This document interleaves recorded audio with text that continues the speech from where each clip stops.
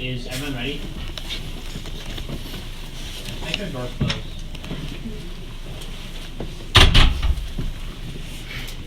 We negate contention number one is abuse. Within the capital H-1B visas, an increasing flow of migrants to solutions that are ripe for abuse. This happens in three main ways. In the first is through human trafficking. Stock news planes. Human traffickers call body shops, lead tech workers, trap like indentured servants, and make business by profiting off of cheap labor. Contract 15 furthers. Almost 50% of 85,000 H-1Bs handed out each year are given to body shops like Infosys and Talent Consultancy. On to Verifone 15 furthers. The body shop engages in wage theft, stealing some or all the employer's earnings. She furthers, the body shop workers are usually brought to the U.S. without a job waiting for them, while on the bench, workers are forced to live in guest houses, which are cramped quarters with as many as 8 to 10 workers staying in one room. Workers are charged excessively for rent, and the living condition prevents the worker from bringing his or her family to the U.S. Guest houses are ultimately used as a form of control because the body shop prevents workers from leaving the premises. As 10-17 continues, the H-1B visa program effectively sends these workers to indentured servitude. Those who lose their jobs are instantly susceptible to deportation, and if they want to leave willingly, are forced to pay $30,000 in liquidated or damage fees, tying them to bondage.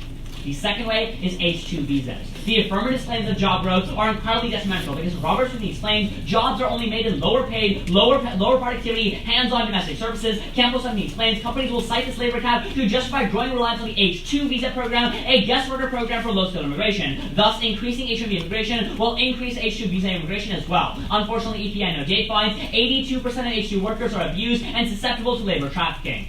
Third is through H-4 visas. When immigrants come to the U.S. on an H-1B visa, their spouses can come with them under H-4 visas. Unfortunately, with those 16 rights, when a wife enters the U.S. on a spouse-dependent visa, she enters at the whim of her husband. Her immigration status allows her husband to control her ability to live in the U.S. and all rights that stem from that status. H-4 visa holders, 90% of whom are women, are often reduced to childlike helplessness in a foreign country, completely dependent on partners for everything from social to economic needs. The impact is domestic abuse. Offshore 3 finds the combination of both legal and financial dependence has meant that rates of domestic abuse have skyrocketed within the H-1B community. Over 50% of domestic abuse survivors in the South Asian community are on H-4 visa status. Entrepreneurs concludes the H-1B visa program ultimately dehumanizes workers and treats them like indentured service, ultimately Berube 97 writes that economic benefits cannot be predicated off the dehumanization or abuse. He writes treating people like economic pawns justifies any and all atrocities, and as such, preventing abuse is our first priority. Contention number 2 is economic harms versus offshoring. Or to explain, H-1B visas accelerate the offshoring of U.S. jobs as guest workers with H-1B visas are brought to the U.S. for knowledge transfer programs where American workers train their own replacements, get fired, and then gradually transition 60 to 95% of the work overseas with the guest workers, offshoring them permanently. Thus, the H-1B has enabled an offshoring bonanza. This has two main harms, and the first is the trade deficit. Robert Smith writes, as offshoring spreads, lost jobs with good pay, resulting in the expansion of consumer debt, and as a result, the U.S. trade deficit has exploded to unimaginable heights, calling into the question the U.S. dollar as a reserve currency. Second is innovation. Robert Smith furthers, as U.S. manufacturing moves offshore, so does innovation with the consequence that U.S. science is also in relative decline. He concludes the United States is facing the labor characteristics of a third world country in which jobs are only available in lower paid domestic services. Second is small businesses. Beer 12 explains the H-1B visa program unfairly disadvantages small businesses. Fees and regulation prevent small firms from even applying and remaining competitive. H-1B regulations advantage our companies because they can absorb application costs and afford more qualified consultants. This is problematic as U Minnesota 16 writes, small businesses generate 50% of our GDP and are 13 times more innovative than large firms, provide opportunities to women and minorities, complement large firms, and as such are essential to the economy. But third is undercutting American labor. Robert 17 writes, Silicon Valley grossly abuses the H-1B visa program to take advantage of cheap foreign labor, while Americans find themselves crowded the tech job market. JAP 16 quantifies 83% of H-1B recipients are paid wages below the average for the occupation, and some companies have even been accused of skirting even minimum wage requirements. Broadway 17 furthers, this is despite the fact that the labor shortage is a complete myth. There's an ample supply of qualified, willing Americans they could hire. Robert Stock concludes, the impact is cyclical. It's a vicious cycle. As Americans are discouraged from the occupations, the corporations lobby for more work visas, which discourages more Americans. Seeking to protect their careers from the outsourced, Americans are turning to the marginalized service sector, yet this isn't even safe for H-1B workers, thus we need it.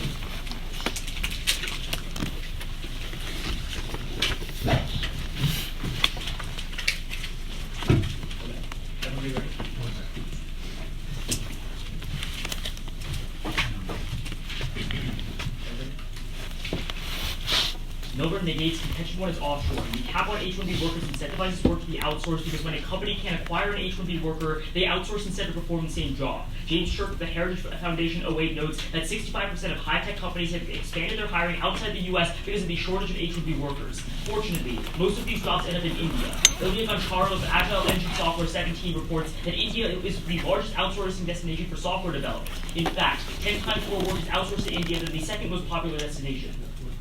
Yeah. You're the wrong section. I have two consoles. Oh, that's All right, we win. That's a bit of a problem. I'm sorry about that. Okay, we're going to pause. Do you want us to continue on the 3:30 we have left or start over? Yeah, Start sure. over. Yeah. You guys are okay? Sorry. Yeah, that's fine. I had the wrong tab open from the previous room. Brian. Okay. I was like, all right, this is going to be impact to me. Everybody good? Okay. Millburn affirms this time. F1 is technological innovation. There are two ways H-1B visas create innovation, and the first is through STEM productivity.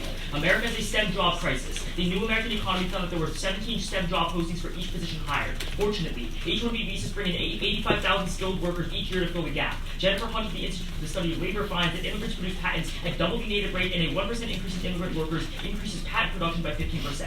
Innovation driven by immigrant companies generates long-term economic growth. Giovanni Perry of the National Bureau of Economic Research concludes that increasing foreign STEM workers increases domestic productivity by 50%, and a 1% increase in foreign STEM workers increases native wages by 8% and job growth by 4%. Second is through STEM training grants. Neil Ruiz of the Brookings Institute finds that $1 billion from employers' H-1B visa fees fund programs that address skill shortages in the U.S. workforce. About half of these funds go to the Department of Labor's technical skills training, while the other half go to the National Science Foundation. These grants are essential. Linda Levine of Cornell University finds that the NSF awarded about $190 million through the H-1B program to colleges and universities to provide scholarships to low-income, academically talented students. Contention 2 is Indian development. H-1B visas are restricted to 6 years, and becoming a permanent resident is incredibly difficult. Ishani Gupta of the Economic Times 17 writes that the USCIS receives over 1 million green card applicants a year from H-1B countries, and only 5,000 get accepted. This forces 1.5 million immigrants on the backlog to wait up to 75 years to have their applications processed. Further, returning to India is becoming an attractive option. Raghu Kumar of the NDTV 13 finds that 61% of returning immigrants found higher level positions than in the US, and 79% found growing demand for their skills. This is why Josh Parkinson of Mother Jones 13 finds that only 3% of H-1B workers apply to become permanent workers, and instead many choose to return to their home countries.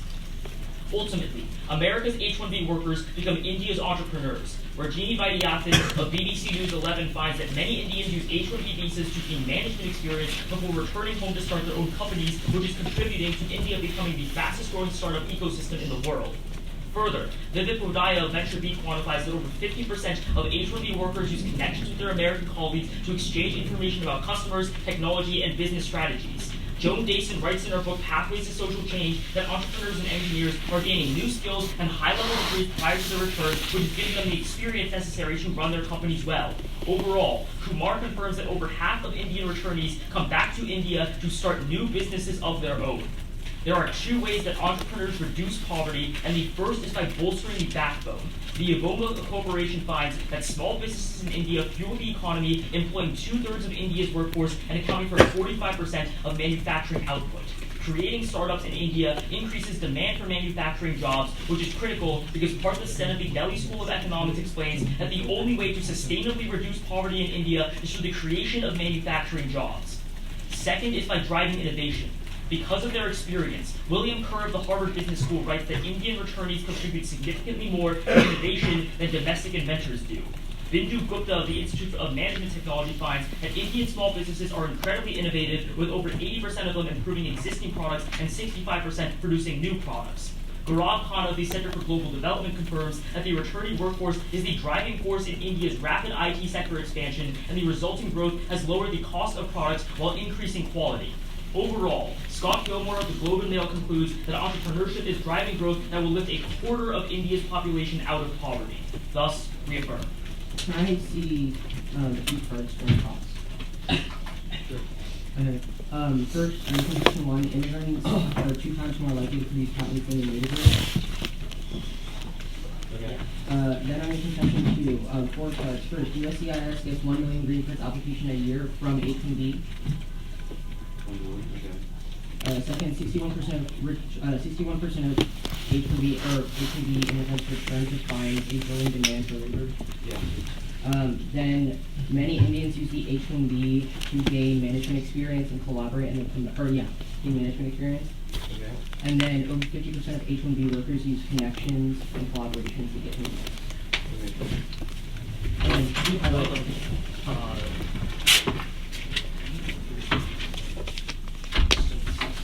Do you prefer to show it to you after cross?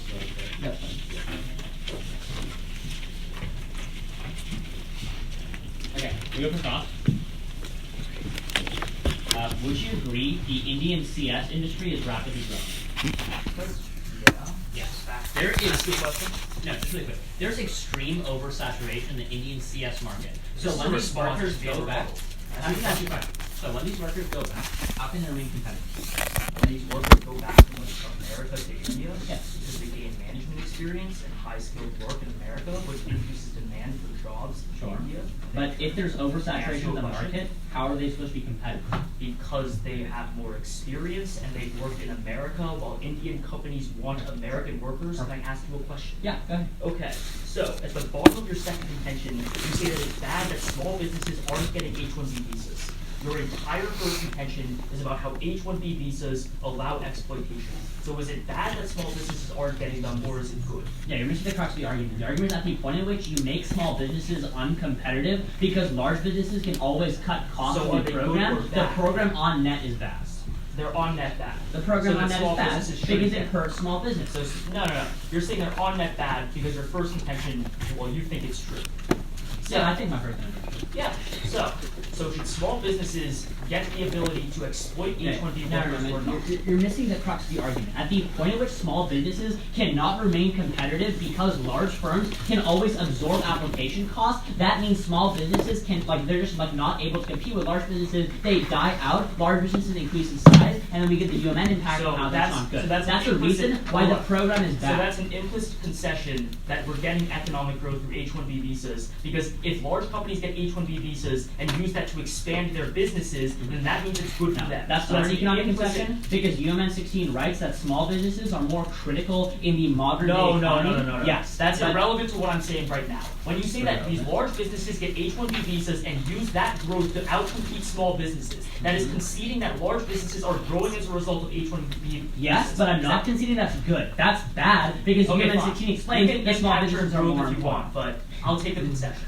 Can I ask another question? Yeah, go ahead. So, H-2 visas, what are they used for? H-2 visas are used for low skilled immigration. No, that is way too general. They are used for either agricultural temporary employment or seasonal employment. No, that's so wrong. how- That's hold on. H-2A visas, not No, H-2B H-2A is visas. agricultural, H-2B is seasonal. No, So H-2B is insofar- non-agricultural. Yes, it is. Literally So everything. insofar as that is true, how does increasing STEM sector jobs through having Yeah.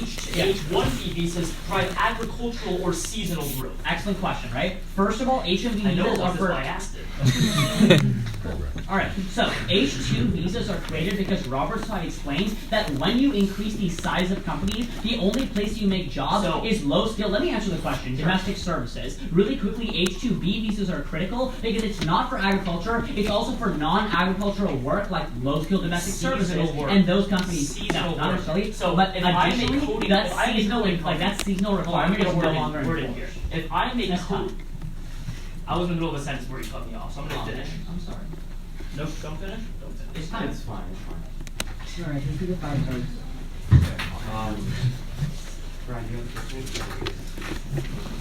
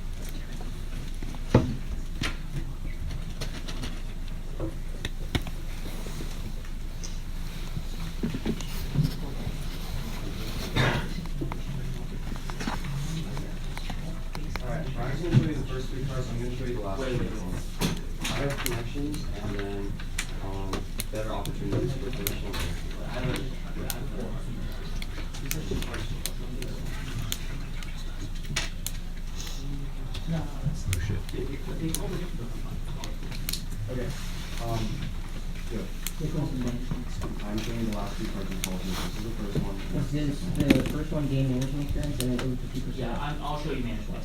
This is better jobs. This one is collaboration. Alright. Wait. Yes, that one. This way. What? You do this way. This one is this one? They collaborate.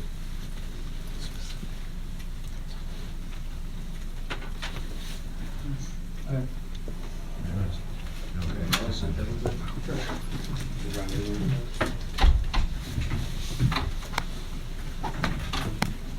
Wait, what were those you wanted? Double data rate, Yeah, new skills. yeah. And 61%, that's the one you're showing. Yeah, I showed you that already. Okay, so then, management experience one.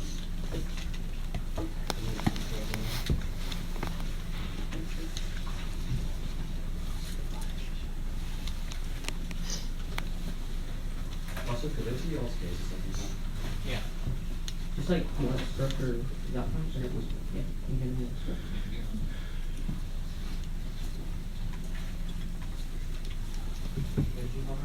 Yeah, they're still getting. Okay, we'll take the card, we'll take that then.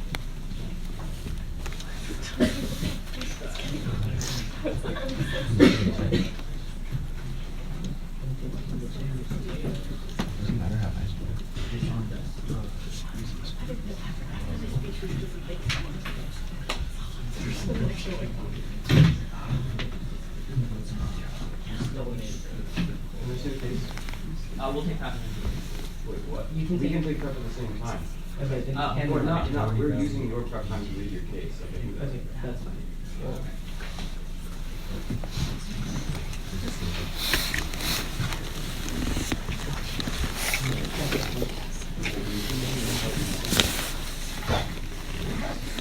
This paragraph? Can you highlight it? I can't highlight it since it's. Okay.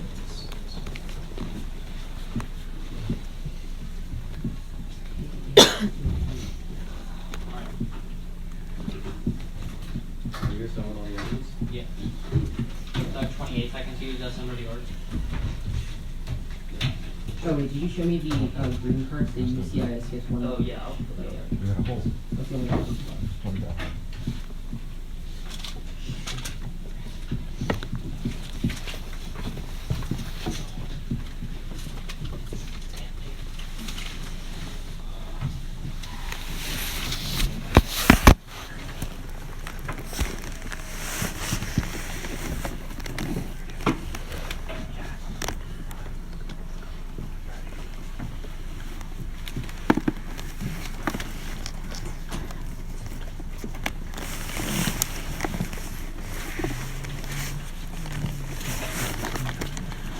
We want over 1 million applications or over 1 million on backlog?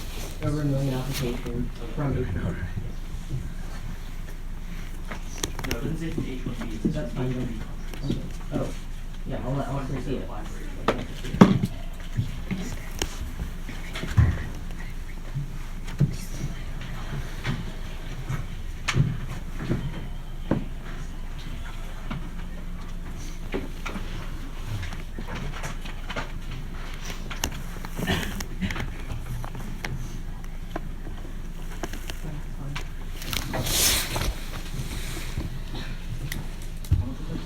So we have 126 left.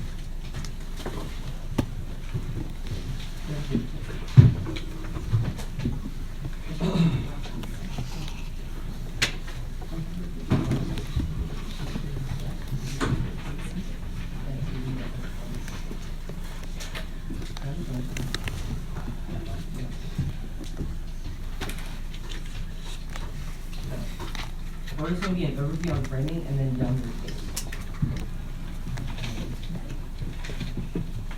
You can pull the overview and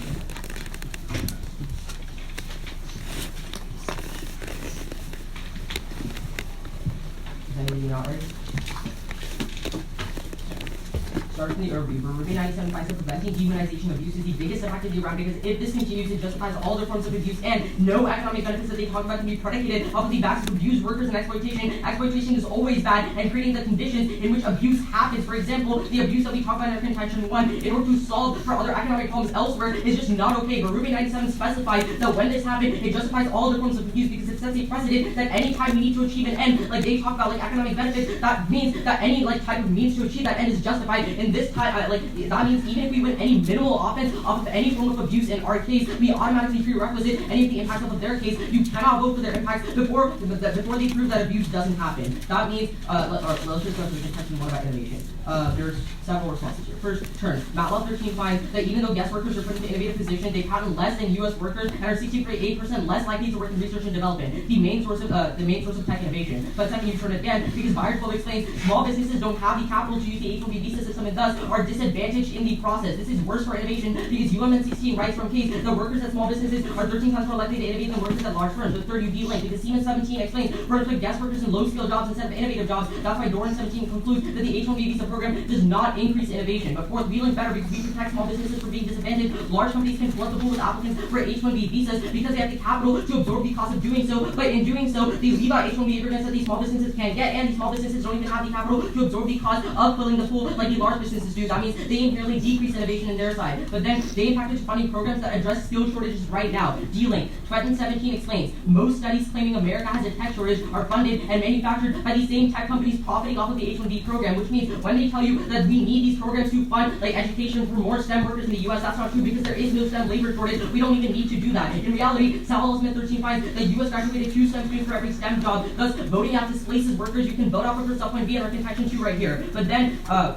fifth, Trump thumps because the current administration is drastically cutting back on these training programs already. Gillespie 17 finds that there has been up to a 40% cut on these training work programs for STEM workers in the United States. What that means is that even if you vote back and you just throw money at the problem, it's not going to do anything because the problem is inherently flawed. Just throwing money at it is not going to fix the Trump administration's hardline stance against this problem. But then, going to their contention 2 about helping India. First, on returnees, 4 responses. First, Ontario 17 finds that these immigrants often are burdened with high fees of to $30,000 in liquidated damages because their employers literally tell them that if they leave or if they quit their job, they're going to have to pay $30,000. But the issue is a lot of these H-1B immigrants don't have the capital to absorb those costs. That's why they can't even leave in the first place. But also, at the point at which they're being exploited and put into guest houses, that causes other barriers for them to leave. And even if they do leave, they're literally not taking back any of this knowledge that they say is useful because they're being abused in the status quo. Over 50% of H-1B immigrants literally don't get any of the skills they talk about. So the second, Proposer 17 finds that India will have 40% too many tech workers the next 3 to 5 years, meaning the market in India is already oversaturated, which means that even if these people do gain this knowledge that they talk about and come back to India to find a job, they won't be able to because there's nowhere to get a job. The market is already oversaturated. But third, dealing. Very few immigrants end up going back to India. Srivastava 15 explains that just about 5% of immigrants comprised of high-skilled scientists and engineers actually return to India. But then fourth, you turn the argument against them because affirming only causes a brain drain, and that's a lot worse because a lot of these people who leave India to come to the United States, only 5% of them end up going back. So on net, there's a decrease in these innovative people in India. But then, literally everything in their entire contention 2, and I would also say their contention 1 is non-unique. I call for 5 different cards. Literally none of them are specific to H-1Bs. They talk about NRIs or Indian diaspora that are located all over the world. Like, that's extremely problematic because in the United States, there's about 1.1 Indian immigrants, 1.1 million Indian immigrants, but according to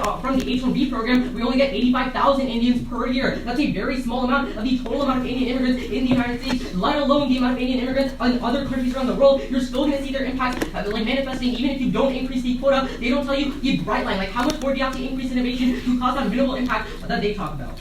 That's me.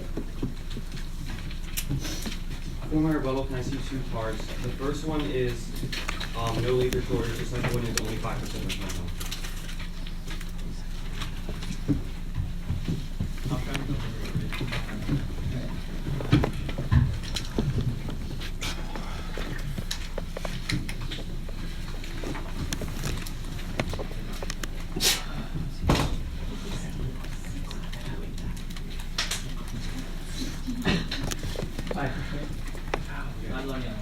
We'll start with 16.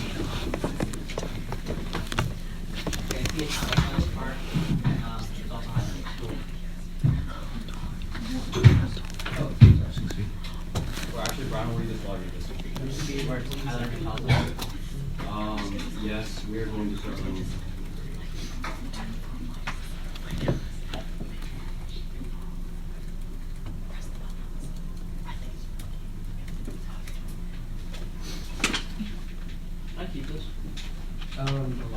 No, you get.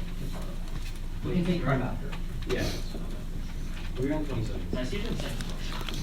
I mean, we asked for you either in cross. I mean, you call it. That's fine. I don't. We won't argue about it. That's It's fine. not a big deal. Okay, that was 20 seconds of prep. We'll take prep later on. Their overview, and then I'll go front lines on the rebuttal we just heard, and then I will respond to their case. Is everyone ready?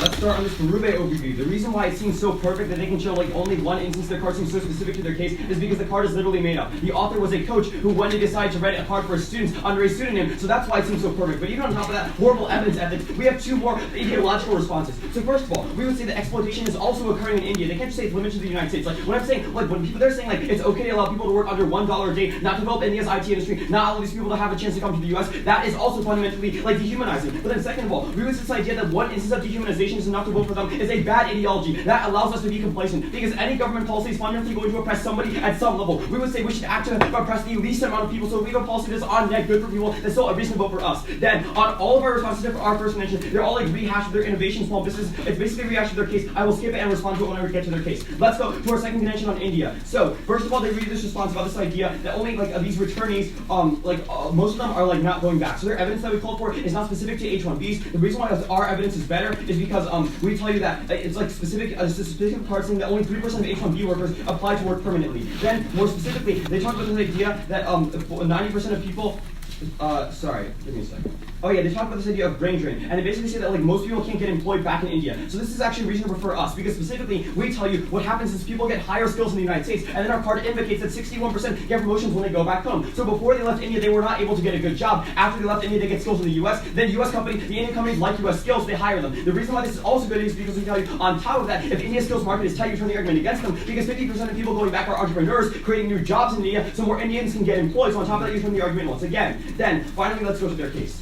So, starting on their first argument about like trafficking. So the big issue is all this idea, it's like vastly over-exaggerated. This idea that 50% of people are somehow working in body shops, that's not true. Their evidence says that 50% of people work for IT firms, which is far from body shops. In fact, CNBC finds these IT firms they say are so bad, like Tata and Infosys, are actually some of the top 10 destinations to work in India, so I'd argue it's even better when they come to America. But on top of that, we would say this is like the idea of body shopping, where somebody is not promised a job until like after they're brought here and they're not given a job, is only going to worsen when the H-1B cap is low. Why? Cromwell empirically finds the reason why is because these workers, when the cap is so low, scramble to over-apply in order to get at least one position. Then when all the workers come over, there are too many of them, they can't fill the position, some of them get no jobs. So we turn the argument against them, empirically verify there was an increase in body shopping in their world. Then, more specifically, we would argue Trump is already cracking down on body shopping. CNN indicates in 2018, he passed a new executive order increasing evidence checks on H-1B workers by 45%, showing he's not just going to allow any random unqualified bum apply for an H-1B job, he's going to make sure they are qualified and actually going to get a job. So, go to the second argument about this idea of H2 losses. Two responses here. First of all, if they're saying that H2s are going to go up in a world in which we raise H1Bs, it's not going to happen because Trump hates low-skilled labor coming to America. He only wants high-skilled immigrants. That's his entire foreign policy. It's not going to happen right now. Then second of all, what CNN indicates is that H2 visas already hit their cap, which means they're not going to be simply increasing. Then go to H4's few responses. First of all, we would say the situation in India is much worse. Huffington Post indicates that legal marital rape is like a thing in India, so it's much, much worse there because there's literally no court remedy for abuse. In the U.S. specifically, we tell you we solve in two ways. First of all, foreign law indicates these people can get a green card separate from their spouse, and second of all, they can get a U2 visa in which they are like applying for a job independently, so at least there are some means of legal recourse when they come here. Let's go to their second argument about economics. So, they first of all talk about this idea of outsourcing. We would turn the argument to versus that India needs outsourcing to develop a separate IT industry. We would say that's going to lift a million people, like millions of people out of poverty. That's a good thing. Then second of all, on innovation, we would say outsourcing helps the U.S. too, because what the OECD finds is that it reduces costs for American companies. In the long term, we see expansion, they hire more workers. Then second on small businesses, two responses here. We would say a higher cap is better because small businesses have a higher chance of winning the lottery. Right now, big firms can overapply with thousands and thousands of these applications small firms can afford. Second of all, we turn the argument, let's go to the third argument on undercutting labor. The LSE finds that in the long term, we're going to be seeing increased productivity in industries, which leads to increased hiring, which is why an increase in inflow of immigrants for each 1%, we found increased overall hiring in the long term by around 4%. Thus, we would urge you to vote for the affirmative team.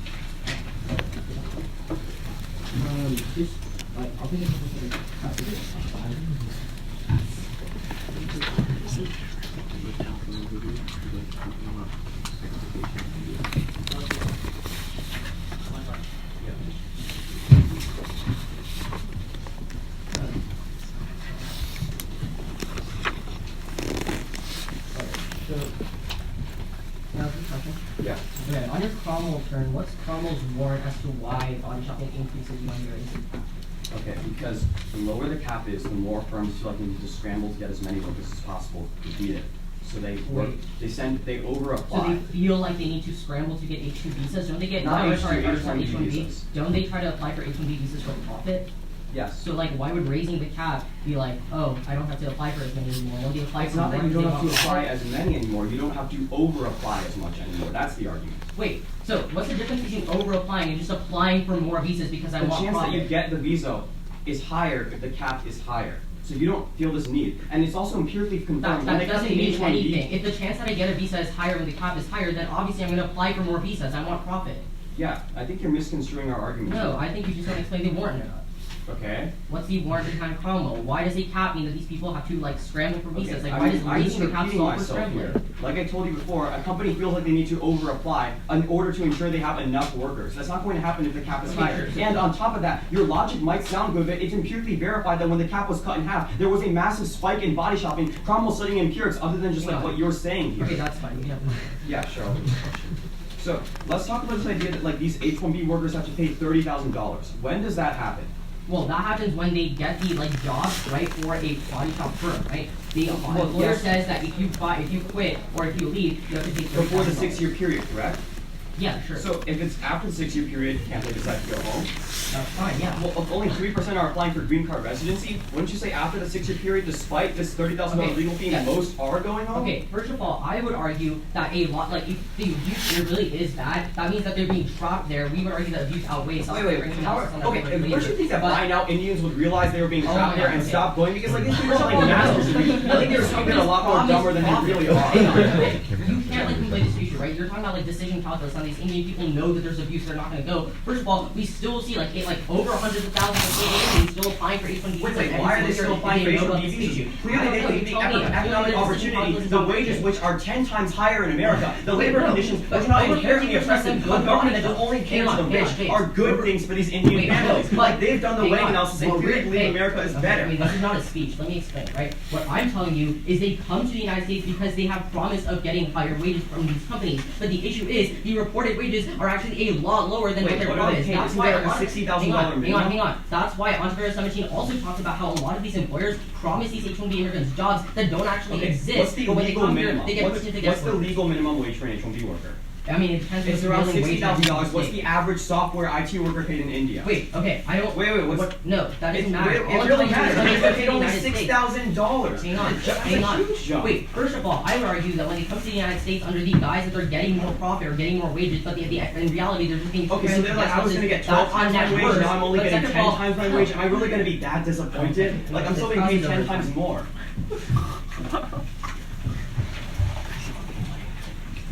Okay, we'll take about right now.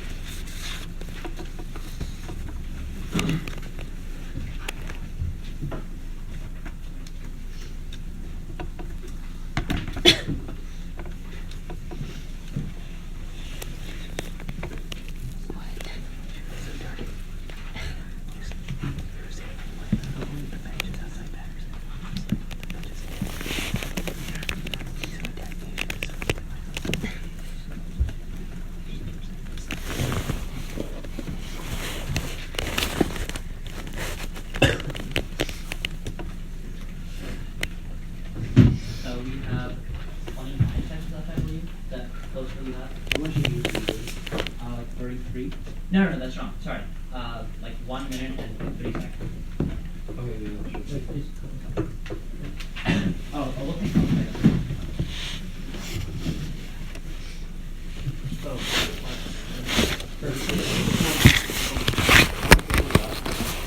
later. I got like 8. Also, on top of that, didn't you guys use 36 before, not 20? Yeah, we had 120 left, right? And then now it's You 20 used left. 101 and then 8 seconds. You have 10 seconds left. 11. Okay, sure. Excuse my math. Yeah.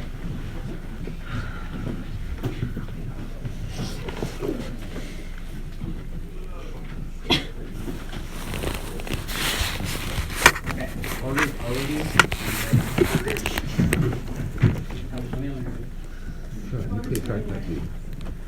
Voters is going to start off on abuse with body shots. So on your side as well. Yes. The overview is the impact family. Okay. Is everyone good? Okay.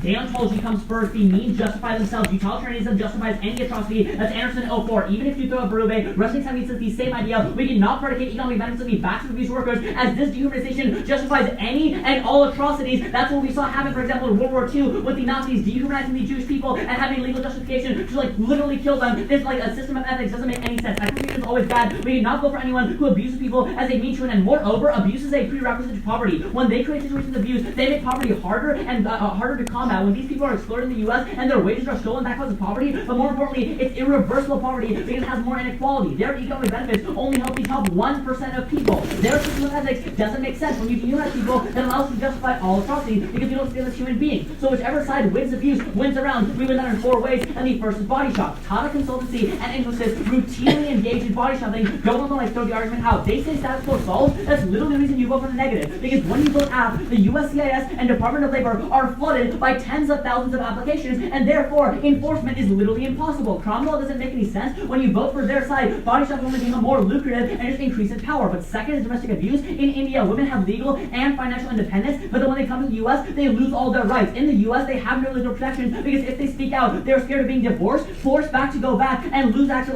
custody over their children. Remember the impact that over half of these women in the South Asian community are on H-4 visas, but they simply create conditions that are ripe for abuse. It's in the U visa, U visa means if they report domestic abuse, it's solved. That literally relies them on being domestic abuse and reporting them, but they drop them. Most women aren't able to report them because fear of backlash. The third is H-2 visas. Trump loves low-skilled labor. That's why he increased the H-2 visa last year. What that means is that when you vote for them, you have companies expand, focus on H-2 visa cap. That means that once more, you have 82% of workers relying on abuse. But now in offshoring, they concede offshoring goes up in their world, but they also say India has no labor laws. That means that literally once more, those workers are abused once more. On their case, all of their evidence is literally non-unique. Because it's not specific to H-1B visas. It only talks about NRIs, which are non-resident Indians, which is literally 90 million people across the world. You can mitigate all of you.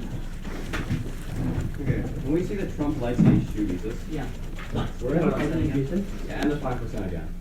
Wait, actually, you guys didn't extend it, right? Which one? No. Oh, okay. Okay, don't worry about it. It's We'll just see defense. H-2 visas. Right.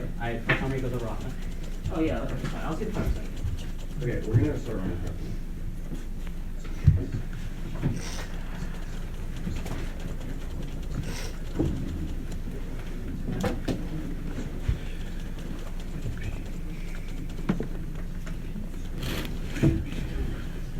Yeah, we got the preferred Trump open Okay, we're at 17 so far. And then we're going to continue running for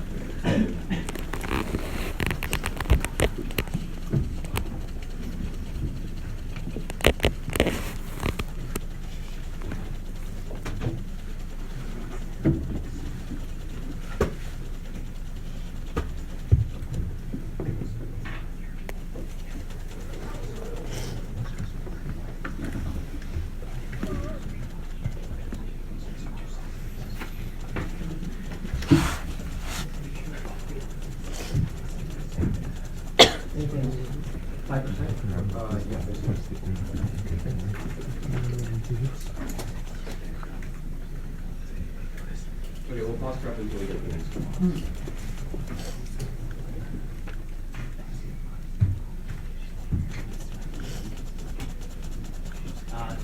Tyler, pardon me, last.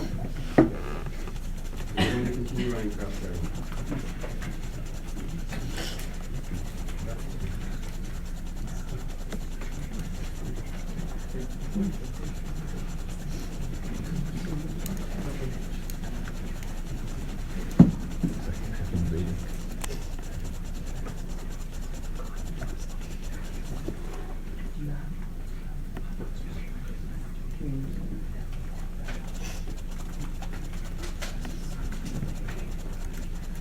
We have 10 seconds.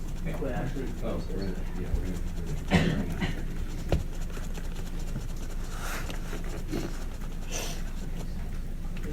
Okay. We should have 5 seconds left.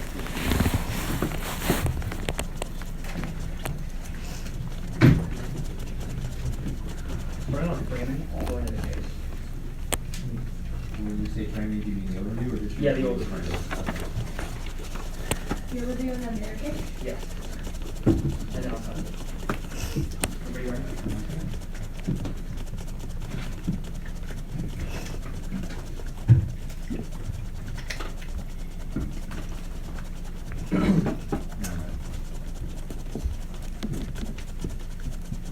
On the framing, they say that mutual justifies as anything, but they drop the analysis that James gives you in the rebuttal, where he tells you that any government policy is going to have a disproportionate effect on a different minority group, so there's always going to be some form of oppression, but the only way that you actually solve for oppression is through utilitarianism, because that's the way that you actually lift people out of poverty. Then they say that abuse is poverty, they try to link it to our poverty impacts, but that's not how it works, because even though H-1B workers are being abused, they're still being lifted out of poverty because there's more upward mobility. I would say that the only way to solve that abuse is to raise people out of poverty in the first place, because it gives them the means to combat oppressive government. But then they drop the analysis that James gives you in the rebuttal again, where we tell you that the situation is even worse in India because they're paid 1/10 the wages. So overall, when you're moving them over to the U.S. on an H-1B visa, that's going to be on net good. Then onto their case on body shopping. They say that Tata is really bad because they use body shops. They drop the analysis that James makes, which says that the vast majority of H-1B visas are to IT firms that don't use body shops. Then on H-2 visas, they drop the analysis that tells you that H-2 visas are already at their cap, which means that you don't increase the H-2 visas no matter if you affirm the resolution or not. They even further than that, you can't just they can't just fiat to increase H-2 visas. The resolution visas. On H-4 visas, they tell you, oh, like these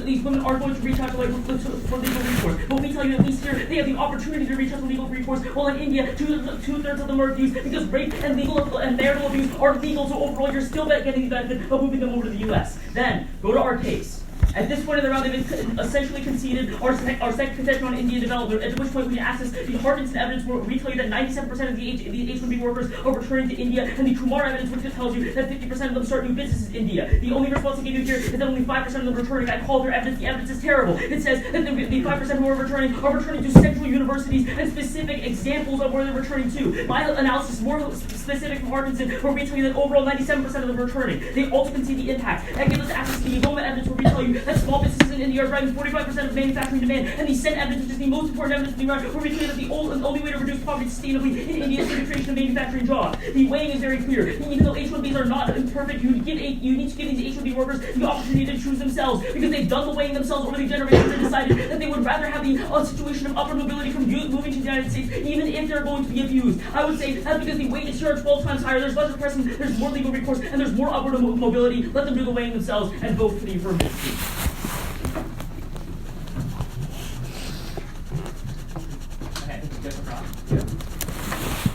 At the point in which you drop onto Veros that says the body shop steals most of the workers' earnings, how are we lifting them out of poverty? Okay, you drop the analysis that said that almost all of them go to the IT firms and not Your Because card I tell you does that not say Infosys 50% work in body shops. Let's Yes, be it does. clear. It really says that line. You go Well, all it's to that exaggerating part. because I also have the No. card that says that 50% work in IT shops, which some of them do body Here's shopping. the thing, Infosys and Tata Consultancy, these are like the two highest ones. The other 10 routinely engage in body shopping what you practices consider because it's oppression more is profitable. like what you consider oppression might be considered oppression in America. However, these are some of the top destinations for Indian workers to work when they come out of colleges Well, because there's it's so the little top destination opportunities. because they are lured by the fake promise of the American dream, then come to the No, United I mean, States that's not and what I'm simply talking take about. over. I'm talking about 25 working- years of having H-1B visas, they haven't figured it out by now that the American It's dream not an is issue fake. about figuring it out, right? These companies, like these are Also, like you're- just regular Indian middle class workers Yes. who are lured by the promise of the American dream. But obviously, Right. You're like most people misinterpreting my don't know about response. these issues, It's not about right? going to the U.S. What CNBC tells you, the top 10 domestic destinations for Indian tech graduates include Tata, Infosys, all these firms you consider horrible. Like, yeah, they might not be paying as much wages and have the same labor rights as other U.S. companies, but you can't compare labor rights in America and India. That's different. Okay, two things.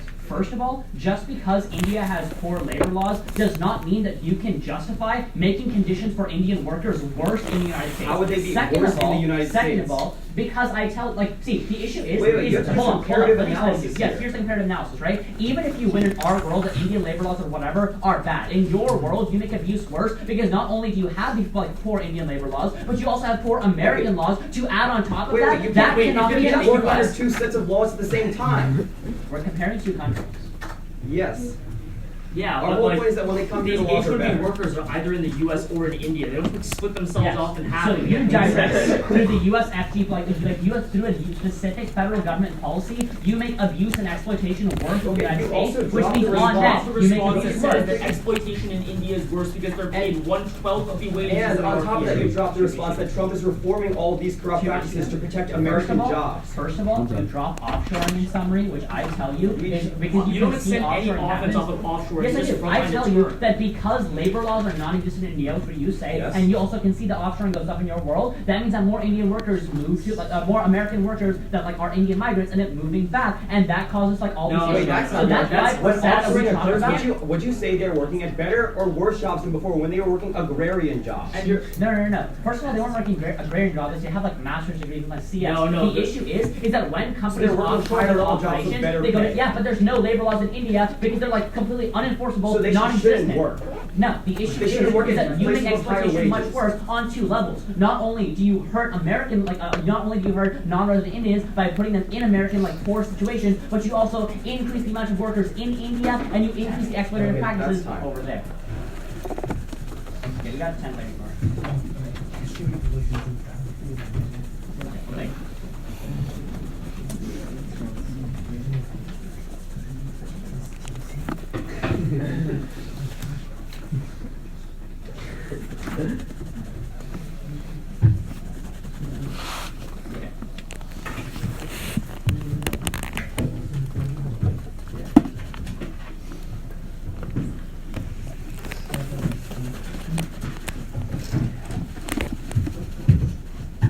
So the order's gonna be framing, and then down two voters, abuse, and then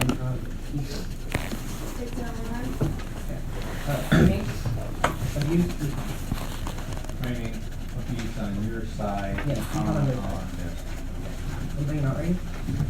Start with framing. We drop the Anderson report. I guess I'm talking to somebody that's really important because we tell you that day on policy is a better framework than utilitarianism. What they're talking about is utilitarian policy making. But first of all, they never warned us why this debate needs to be a debate about how we make policy. What we're telling you is that it's really bad when we make policy that's based on abusing other people. That's really bad because when we're talking about ends, their economic benefits that they talk about, even if we abuse one or two people, that's still terrible because it sets a precedent and justifies more and more abuse. They completely drop the Anderson 04 evidence. That's really important because what Saad comes up and makes the analysis in summary is that even if you buy their argument that we need to be talking about policy making, we would argue that if you keep making policies and then that abuses people as a means to achieve the ends of that policy, that's a precedent in which more and more policy is made that continues to abuse other people. That's just a huge impact on net. That means you need to be weighing our offense and abuse over any of their offense on net benefits for economy. But then go on to the first voting issue, which is abuse. First on body shops, remember Saad tells you that 50% of H1B workers go to these body shops. Even if it's IT firms, 1/3 of the top 1/3 of these IT firms are body shops. That causes a lot more abuse. They try to make this comparison between wages in India versus wages in the United States. It doesn't matter if they have higher wages in the United States, even because if you're trying to achieve those higher wages while a lot of people are being abused in the meantime, that's still bad according to our framework. They drop the Anderson 04 evidence, we win framing on that. But then going to the second part on abuse, which is H4 visas. They literally only tell you the conditions are a lot worse in India than in the United States. It doesn't matter, even if conditions are worse in India, but they're trying to solve for that by bringing these immigrants to the United States. But by doing so, they cause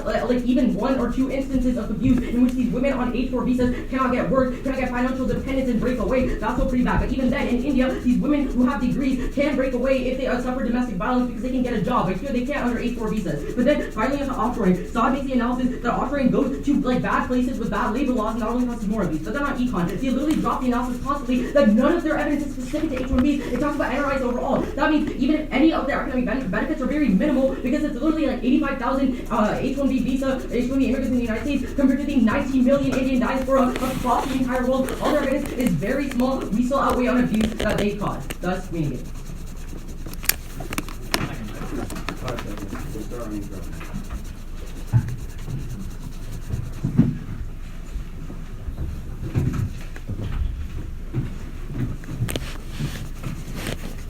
Okay. Framework, offshoring, and then brain game. Framework, abuse, offshoring, and brain drain. Brain game, yes. Brain game. That's what convention 2. It's our convention 2. 1 prime 1 4. Is everyone ready? Okay. They say we never prove the round is about policymaking. Then they spend 40 seconds talking about why deontology is the better framework for policymaking. We would say, first of all, inherently, as public forum debaters, that's what we're doing. We're debating governmental resolutions. And second, and most importantly, in the lens of policymaking, passing one policy that might be a good thing in the long term, but might oppress some people in the short term, is still a good thing because policy moves in progressive and regressive directions. We would say passing more and more progressive policies is how the way this works. Their justification is simply going to allow the government to ignore all oppression by saying, oh, if we do this policy, it might oppress this one guy, therefore we won't do it. That is a horrible framework for making policy. That would literally allow everybody in the world to continue being oppressed. We would say historically, ideologically, this is a bad framework. Then, going to their argument about abuse. So, on this idea of trafficking and human trafficking, first of all, we tell you they dropped the evidence that they're highly exaggerating what a body shop is, and on top of that, Trump is cracking down on these body shops because he wants more Americans to get employed instead of low-skilled Indian laborers. Then, second of all, on this idea of H-4 visas, we tell you, even if you can get a job, doesn't mean you can escape the fact that in India, there is legal marital rape. Like, a husband can do whatever he wants. They literally passed a law there allowing, protecting men in domestic violence lawsuits. So we would say this is a really, really bad thing. But then, on top of it, on all their, abuse way, we would say the most important thing is there are two situations for abuse. We agree H-1Bs are not perfect. However, you should allow Indians to make the educated choice themselves of which situation, oppressive situation, they would rather be in. They simply take that choice away from them, and they believe that they know better than the Indians. Then, on the second argument about outsourcing, we would say the most important thing here is that even if the labor laws are not perfect, the most important way that you solve for oppression in the long term is by enriching a middle class that can advocate for their own rights. We tell you outsourcing does this by lifting millions of people out of poverty. Let's go to brain gain. So, the only response that they give you is not anything because there's a lot of people coming from other countries. We tell you each person coming back is good. Why is this true? Because Brian accepts the evidence that 50% start companies and a labor market that is very tight. Therefore, more and more people get jobs. On top of that, we extend the evidence that goes cold drop that Hartington says that 97% of people in return. So each person that returns creates more and more jobs because the vast majority are entrepreneurs, bringing up millions of Indians. We say this is going to be a good thing. Why? Because we tell you we lift millions of people out of poverty. We tell you economic oppression is the worst form of oppression, first of all, because it leads to all the other forms of oppression that we speak of, for example, sexual abuse, for example, all these, and second of all, we tell you it's terminal because there's a real life impact when these people die of starvation and stuff like that. Those are urgent to vote for the affirmative team.